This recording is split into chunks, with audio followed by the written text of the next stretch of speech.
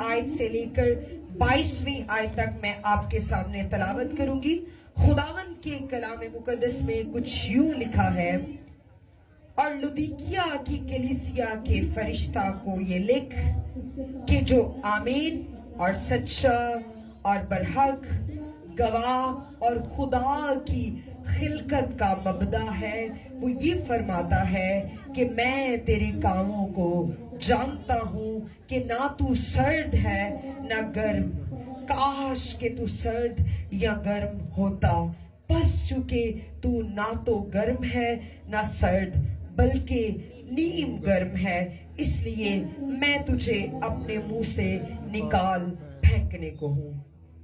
اور چونکہ تو کہتا ہے میں دولت مند ہوں اور مالدار بن گیا ہوں اور کسی چیز کا محتاج نہیں، اور یہ نہیں جانتا کہ تو کم بخت اور خوار اور غریب اور اندھا اور ننگا ہے، اس لیے میں تجھے صلاح دیتا ہوں کہ مجھ سے آگ میں تپایا ہوا سونا خرید لے تاکہ دولت مند ہو جائے، اور سفید پوشاک لے تاکہ تو اسے پہن کر ننگے پن کے ظاہر ہونے کی شرمندگی نہ اٹھائے، اور آنکھوں میں لگانے کے لیے سرما لے تاکہ تو بینا ہو جائے۔ میں جن جن کو عزیز رکھتا ہوں ان سب کو ملامت اور تنبیہ کرتا ہوں، بس سرگرم اور توبہ کر، دیکھ میں دروازے پر کھڑا ہوا کھٹکھٹاتا ہوں، اگر کوئی میری آواز سن کر دروازہ کھولے گا تو میں اس کے پاس اندر جا کر اس کے ساتھ کھانا کھاؤں گا اور وہ میرے ساتھ، جو غالب آئے میں اسے اپنے ساتھ اپنے تخت پر بٹھاؤں گا، جس طرح میں غالب آ کر اپنے باپ کے ساتھ اس کے تخت پر بیٹھ گیا۔ جس کے کان ہوں وہ سنے کہ روح کلیسیاؤں سے کیا فرماتا ہے۔ خداوند کے کلام کا پڑھا جانا اور بعد میں سمجھا جانا ہم سب کے لیے باعث سے برکت ہو، آمین۔ عموماً لمبا پیسج کم پڑھا جاتا ہے، لیکن چونکہ آج تفسیری واز ہے تو آپ ہوپفلی میں امید کرتی ہوں کہ ہم بہت کچھ سیکھیں گے خداوند کے کلام میں سے۔ مکاشفہ، جس کے بارے میں بہت زیادہ ابہام پائے جاتے ہیں۔ مکاشفہ کی کتاب کو کئی لوگ اس لیے استعمال کرتے ہیں علم کرنے کے لیے، تاکہ وہ بہت ساری قوتوں کو استعمال کرتے ہوئے دنیا میں اپنے نام کو پیدا کر سکیں۔ اور یہ بھی پائی جاتی بات ہم دیکھتے ہیں لوگوں کے اندر کہ لوگ اکیلے بیٹھ کے مکاشفہ کی کتاب نہیں پڑھتے، اس کو بڑا ڈراؤنا پیش کیا جاتا ہے کہ بائبل مقدس جو ہے یہ اس میں سے مکاشفہ کی کتاب مشکل بھی ہے، کیونکہ سمبولیکلی اس کو استعمال کیا گیا ہے، اس میں ڈیجٹس ہیں، اس میں اشکال ہیں، اس میں مختلف آنے والی پیشن گوئیوں کے تعلق سے جنگوں کے بارے میں بات کی گئی ہے۔ کچھ اسٹوڈنٹس امریکہ کی یونیورسٹیز میں اسٹڈی کر رہے تھے اور ان کو مکاشفہ کی کتاب پڑھائی جا رہی تھی۔ اب چونکہ یہ بہت مشکل ہے کیونکہ اس میں کوڈ ورڈ زیادہ استعمال کیے گئے ہیں آنے والے وقت کے لیے، تو ان کو سمجھ نہیں تھی آ رہی۔ تو ایک دن انہوں نے دیکھا کہ ان کے جو باہر گارڈ ہے وہ بھی مکاشفہ کی کتاب پڑھ رہے ہیں، وہ ہنسنے لگے اور کہنے لگے کہ آپ مکاشفہ کی کتاب تو انہوں کوئی سمجھ بھی آ رہی ہے یا نہیں آ رہی؟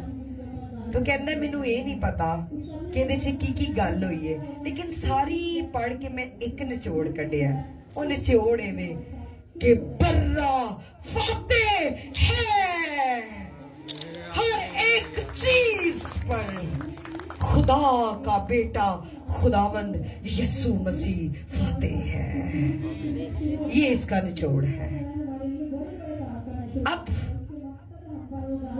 بائبل مقدس یوحنا عارف کا مکاشفہ، جس میں خدا اپنے مکاشفے کو یوحنا کے وسیلہ سے لکھواتا ہے، اور یوحنا کو اس وقت کی حکومت نے قید کیا، اور قید کرنے کی وجہ پتہ کیا تھی؟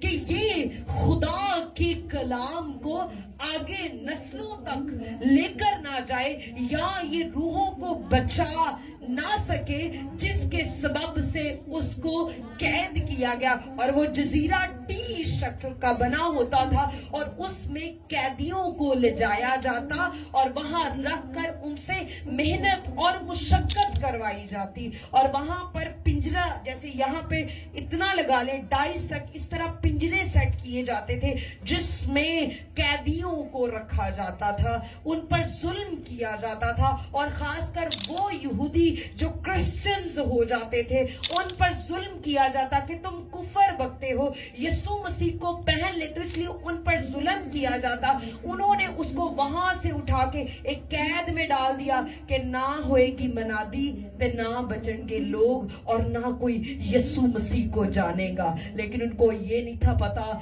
कि वो कैद में है लेकिन उसकी रूह आजाद है। खुदा उसकी रूह को लेता है और आसमानों पे ले जाकर वो मुकाशफात, वो भेद उसकी जिंदगी में खोलता है जिसको आज हम पढ़ रहे हैं, जिसमें वो ये कहता है कि वो बादशाहों का बादशाह है। उसकी रान पे लिखा हुआ है खुदा वंदों का खुदा है। वो गहरे मुकाशफे लेकर आता है। अगर आप किसी कैद में हैं, आपको रोका जाता है तो मत घबराएं, खुदावंद आपके साथ है। मुकाशफा का मतलब है आश्कारा करना, किसी ढकी चीज को जो है वो वाजे करना, खोलना, पर्दे को पीछे कर देना और पीछे देखना कि क्या हो रहा है, क्या ड्रामा परफॉर्म किया जा रहा है, इस भेद को खोलना। ये है मुकाशफा जो खुदा ने अपने बंदा पर जाहिर किया। अब हम देखते हैं कि यहाँ कलीसियाओं का जिक्र है और मुझे खुशी हुई कि जब मैं इस बस्ती में आ रही थी तो मैंने देखा बहुत ज्यादा कलीसियाएं हैं, हर जगह चर्च है, चर्च है। कलीसिया क्या है? क्या है कलीसिया? ईमानदारों की जमात, खुदा के चुने हुए लोग, बरगजीदा अलहदा किए हुए लोग। अब खुदा के लोगों की जमात, खुदा का बदन। जब कभी हम एक कलीसिया से दूसरी कलीसिया में जाए ना, मैं इसको बड़ा फील करती हूँ, मुझे लगता है मैं ही लिया ना कहीं आसमान से, क्योंकि वो हमें ऐसे देखते हैं वो पादरी दी कलीसिया है, जबकि हम मसीह का बदन है। कोई बाजू है, कोई सर है और कोई जो है सर मसीह है, कोई एक हाथ है, कोई पांव है, कोई हिस्सा है। सिर्फ ये है कि हर कोई अपना अपना काम सर अंजाम दे रहा है और मसीह की मोहब्बत जो है वो हमें यगानगत में बांधती है और हम आलमगीर कलीसिया को मिलकर तैयार करते हैं।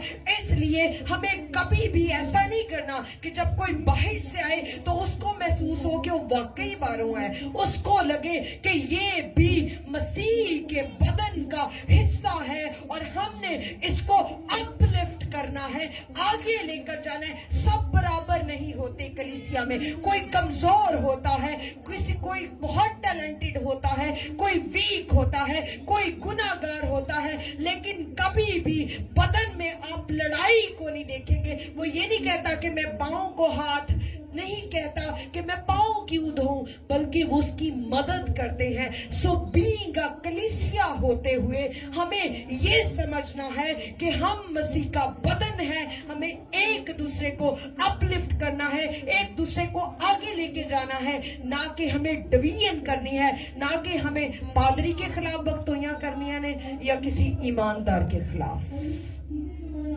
नो, अगर आपको शिकायत है डायरेक्ट उसके पास जाएं। ये देखिए, कलीसिया से खुदावंद को शिकायत है, इस कलीसिया से नहीं, पीछे कलीसियों में खुदा कहता है मुझे तुझसे एक शिकायत है। वो डायरेक्ट लिख रहा है, वो लिखवा रहा है, खुदा के बंदा मुकद्दस यूहन्ना के वसीला से वो उस खत को लिखवाता है। सो ये कलीसिया को लिखा हुआ है, लुदीकिया के फरिश्ता को ये लिख।